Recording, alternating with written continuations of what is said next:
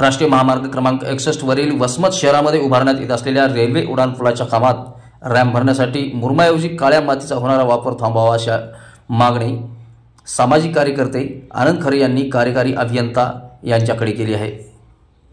कल्याण निर्मल राष्ट्रीय महामार्ग 61 वरील उपविभाग मानवत या कार्यालयाच्या अंतर्गत नसरतपूर ते बारसगाव दरम्यान साखळी क्रमांक 51400 ते 558-200 चे रस्ता रुंदीकरण व उन्नतीकरणाचे काम अंदाजे मागील 6 वर्षापासून कासव गतीने सुरू आहे। सदरचे काम हे निकृष्ट दर्जाचे मटेरियल वापरून बोगस होत असल्याच्या तक्रारी यापूर्वी झाल्या असून याबाबत वृत्तपत्रात व मीडियावर बातम्या प्रसिद्ध झाल्या आहेत।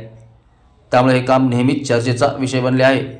सद्यस्थितीमध्ये वसमत शहरात रेल्वे उड्डाणपुलाचे काम सुरू आहे। या कामाचे रॅम्प उभारण्यासाठी मुरमाऐवजी निव्वळ काळ्या मातीचा वापर करण्यात येत असल्याने तसेच इतर ठिकाणी डांबरी रस्त्याचे खोदकाम केलेले मटेरियलचा सुद्धा वापर केला जात आहे। याबाबतचे छायाचित्र सुद्धा सोबत या निवेदनामध्ये जोडलेले आहे। दिवसभर थातूरमातूर मुरुम टाकून रात्रीला काळी माती मनसोक्त वापरण्याचा सपाटा सुरू आहे। त्यामुळे हे काम भविष्यामध्ये किती काळ टिकेल याचा मात्र नेम नाही। या कामात मोठ्या प्रमाणात भ्रष्टाचार होत असताना उघड्या डोळ्याने दिसत आहे, तरी आपण व आपले प्रशासन मुख गिळून गप्प बसले आहेत।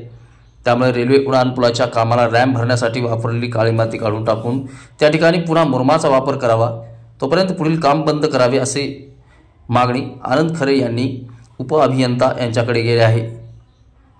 कारवाई न झाल्यास नाईलाजास्तव आंदोलनाचा पवित्रा घ्यावा लागेल अशी मागणीही अखिल भारतीय भ्रष्टाचार निर्मूलन संघर्ष समितीचे जिल्हा उपाध्यक्ष आनंद खरे यांच्या वतीने निवेदनाद्वारे करण्यात आली आहे।